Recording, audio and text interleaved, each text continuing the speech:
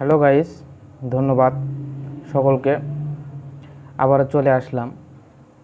বিগত ভিডিওতে বলেছিলাম আইনের 5টি ধরন: উপনিবেশিক আইন, বিচার বিভাগীয় আইন, স্বায়ত্তশাসিত আইন, পৌর আইন এবং অর্পিত আইন।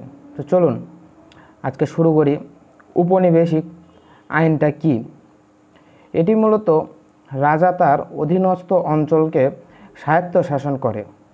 মানে ধরুন, যেমন আগের দিনের ইংরেজরা ছিল, যে তাদের যে এলাকাটা ছিল এই এলাকার জন্য কিছু কিছু আইন এবং নিয়ম নীতি তৈরি করেছিল, এবং সেটা শুধু তার এলাকার মধ্যেই, মানে উপনিবেশিক যে অঞ্চলটা ছিল এই অঞ্চলের মধ্যেই সেই আইনটা প্রচলিত ছিল, এর বাইরে কোনো আইন ছিল না।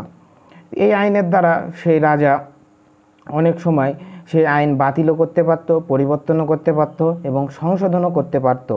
এটা মূলত উপনিবেশিক আইন।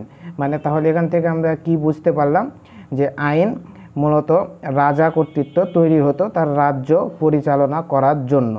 ধন্যবাদ সকলকে। তাহলে উপনিবেশিক আইন সম্পর্কে আমরা জানতে পারলাম। এর পরবর্তীতে আমি বিচার বিভাগীয় আইন কি এই আইনটা নিয়ে আসব।